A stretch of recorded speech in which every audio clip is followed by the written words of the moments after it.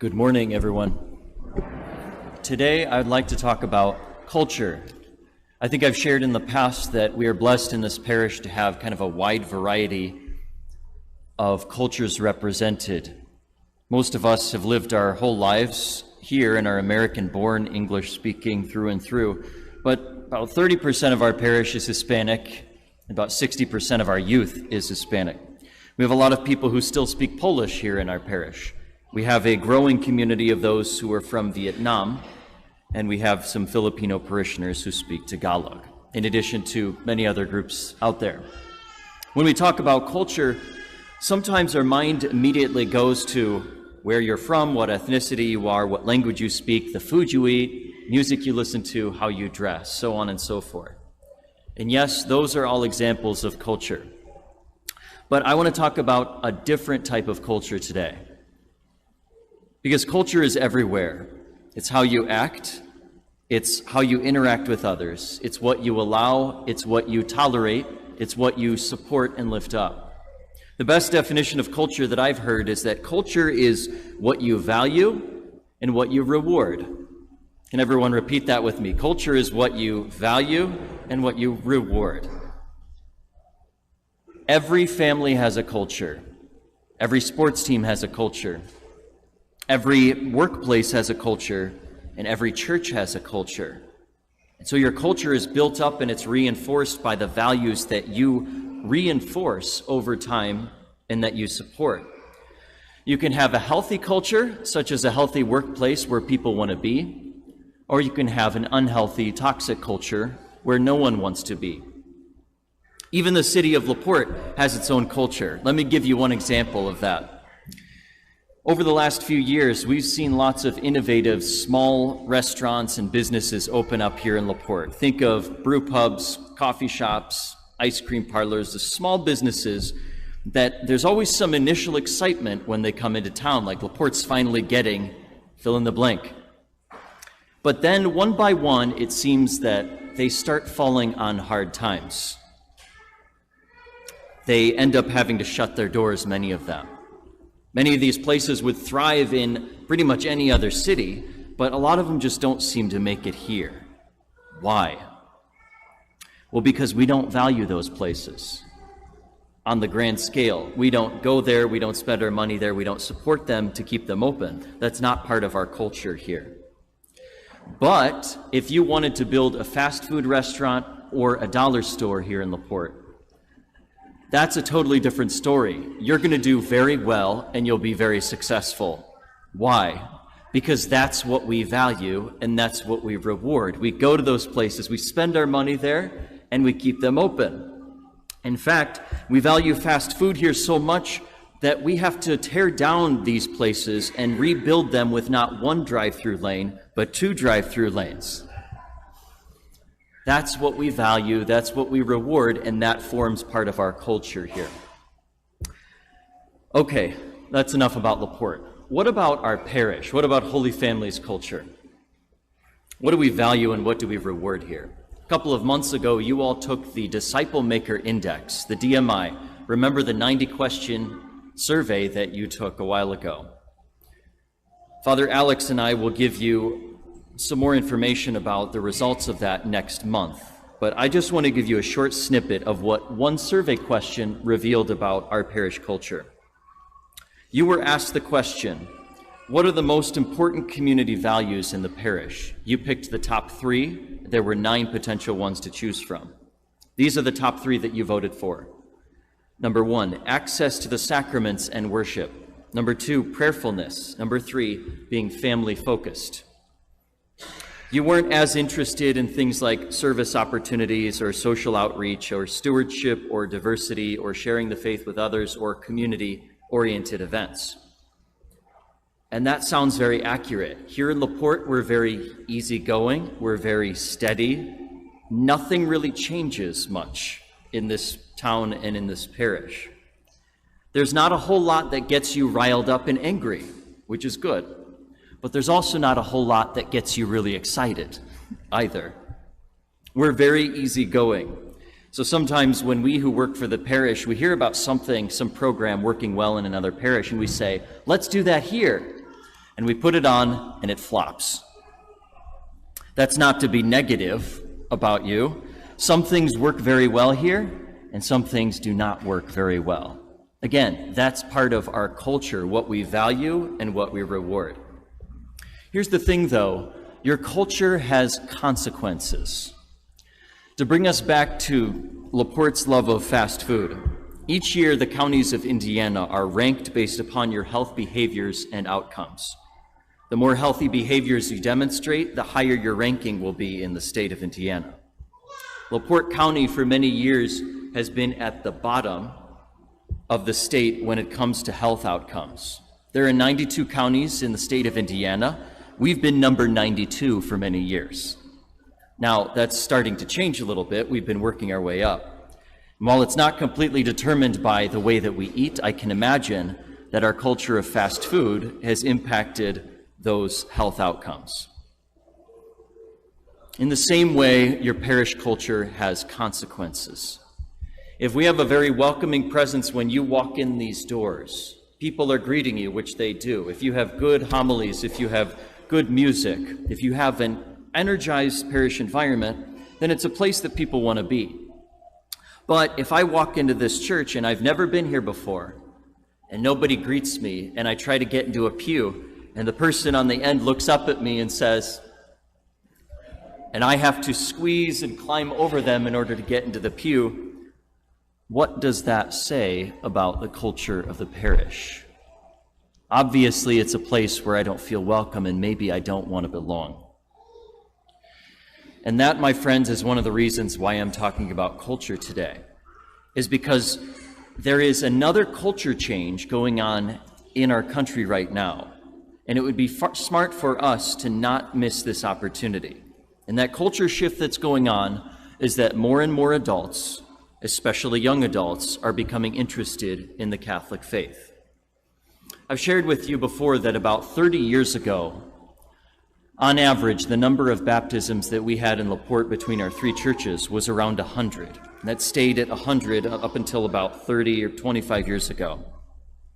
Today, that number is less than 40 baptisms per year. Fewer and fewer children have been baptized and brought up Catholic the last couple decades due to many societal changes, which now means that when they're becoming adults, and those ones are becoming adults today, they're asking themselves the big questions of life. Why am I here? Is there a God? What am I supposed to do with my life? And they're wondering what they're missing. Suddenly now, God is becoming more popular on social media, and so people are becoming more interested in faith. This past Easter, many dioceses in the United States reported that the number of conversions to Catholicism went up by about 50, 60, 70 or more percent just from 2024. Some even doubled their numbers from last year. So thousands more people each year are becoming Catholic. Doesn't mean everyone is becoming Catholic, but it's a pretty sharp increase that we should pay attention to. This past Easter in LaPorte, we had 12 adults receive sacraments, which was the highest number in a while. And usually right now, before we start the OCIA year, which is Faith Formation for Adults, the number of people interested is usually somewhere in the single digits. Today, right now, that number is about 17 or 18 adults, before we've even started the year, who are interested in becoming Catholic. Let me share a few examples of what this looks like, this growing trend here in the United States. First, the role of lay men among Generation Z, which is your 18 to 29-year-olds. Young men attend church more than young women. That was not true for previous generations. What we've been seeing more is that young Catholic men are inviting their non-Catholic girlfriends or wives to explore the Catholic faith, which I think is wonderful. See the impact that you can have on those that you love. I can't convert your boyfriends and your girlfriends or your husbands or your wives or your friends or your coworkers, but you can. A second dynamic that we're seeing is that it's not just Catholics inviting their other half to become Catholic. We're seeing couples and even whole families wanting to join the faith. Some of them have no connection to the parish. They don't know any Catholics. They stumbled across Catholicism on social media and they say, I want to become Catholic. They need someone to walk with them and to help them integrate into the Catholic faith.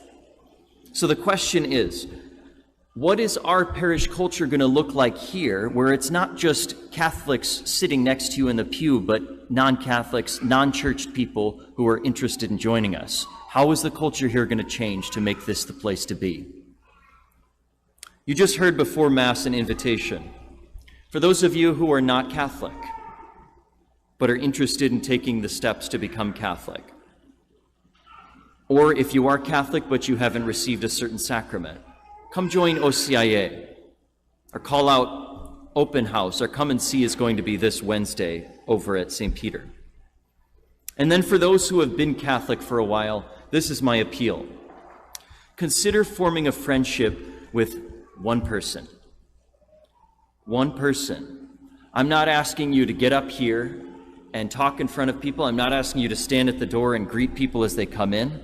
I'm simply asking you to form a personal relationship, a friendship with one person who is interested in becoming Catholic. Totally casual, totally informal. You simply get to know them, share your faith with them. Let the fire that you have in your heart flow out to them as you walk with them through their life of faith. That's the role that you can play as a sponsor. And so I invite you to consider doing that. And see the bulletin for more information. In the gospel today, Jesus says, I have come to set the earth on fire, and how I wish it were already blazing.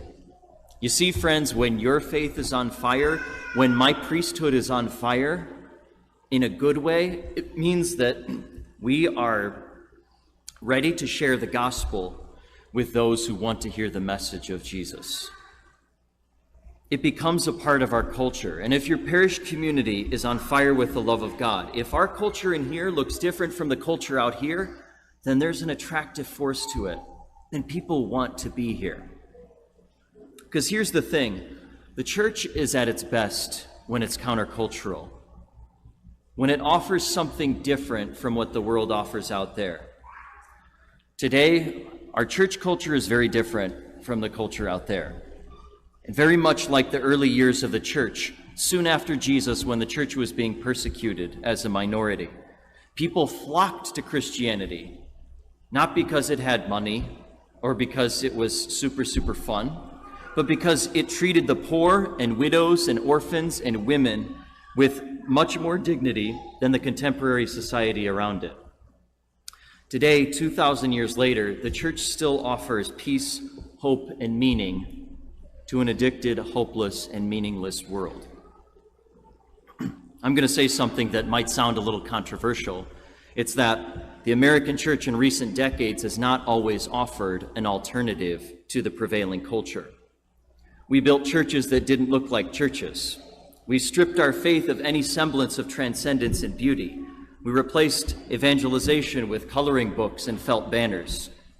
And what's even worse is we tried changing the teachings of the church to conform with the moral whims of the culture and the way that the wind is blowing any given day. Even some older priests have told me that years ago, if you were caught praying the rosary or doing Eucharistic adoration in the seminary, you'd have a target on your back because we threw those things out the window. Is it any wonder, then, why the church has had so many problems in the last few decades, and we're still suffering through those problems? Because when you try to make the church look like the world, rather than making the world sanctified to look like the church, then it's going to fail miserably.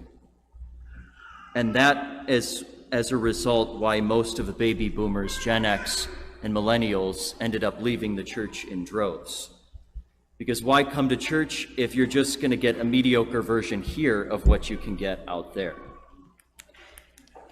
But the church is not here to give you what the culture gives you.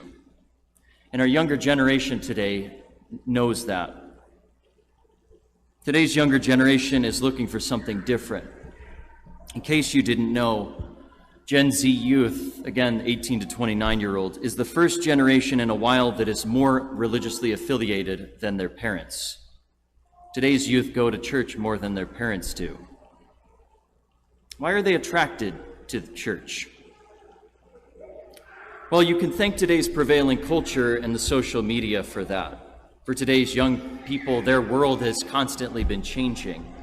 Social media has kind of pushed ideologies contrary to the gospel down their throat, and it's starting to backfire. And as a result, many young people are looking for truth in something that is timeless and does not change. They're attracted to a church that is different from the culture around them, and one that does provide peace, that does provide hope, and that does give meaning to their lives. And so with that in mind, I give you a question. Will you be a part of the renewal of this parish so that it becomes a place where everyone can find their home? The culture around us is changing, so let's respond by letting the Lord renew the culture here and make this a place where all are meant to belong. May God set this place on fire with love of Him and with love for one another. Amen.